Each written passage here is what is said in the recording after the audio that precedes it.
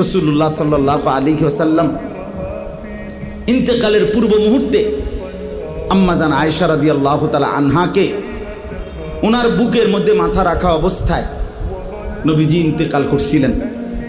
এই ইন্তেকালের পূর্ব মুহূর্তে হযরত জিবরাইল এবং আজরাইল দুইজন ফেরেশতাকে সামনে রেখে আল্লাহর নবী সাল্লাল্লাহু আলাইহি ওয়াসাল্লাম আম্মাজান আয়েশাকে বলছিলেন, আয়েশা, আমি চলে যাচ্ছি আমার মালিকের কাছে।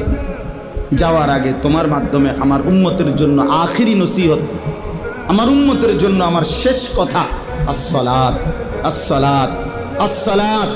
আমার উম্মতকে বইল নামাজ ঠিক রাখতে, নামাজ ঠিক রাখতে, নামাজ ঠিক রাখতে।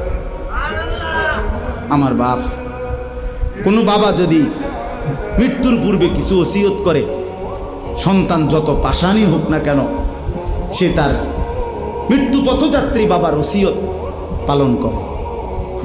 তা আমাদের নবী সাল্লাল্লাহু আলাইহি ওয়াসাল্লামের আখিরি নসিহত ছিল নামাজ, উম্মতের নামাজ। তো সেই নামাজ যদি আমরা আন্তরিকতার সাথে পালন না করি, তো আমাদের নবীর সাথে আমাদের সম্পর্ক কই? রাসূলুল্লাহ সাল্লাল্লাহু আলাইহি ওয়াসাল্লাম কোরআনের মধ্যে আছে, সূরা নিসার মধ্যে আল্লাহ তাআলা বলছে, বন্ধু, আপনাকে সামনে রেখে আপনার উম্মতের আমলনামা খোলা হবে।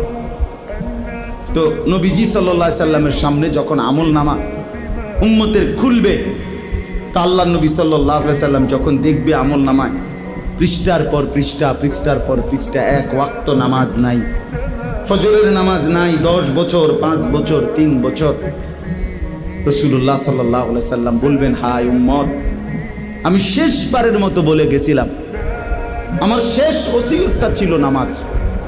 তুই উম্মত আমার শেষ কথাটাও, আমার মৃত্যু পথযাত্রার সময় কথাটাও পালন করলি না।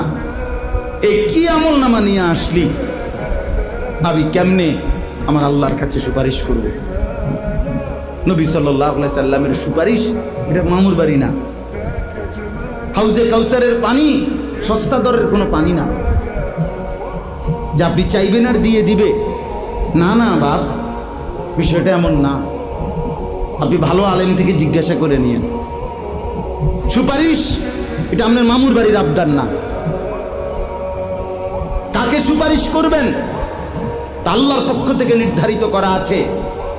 কাকে হাউজে কাউসারের পানি পান করাবেন তাও আল্লাহ তাআলার পক্ষ থেকে নির্ধারিত করা আছে, নির্ধারিত করা আছে।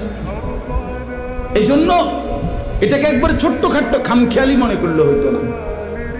এই জন্য আপনি এই আমলনামা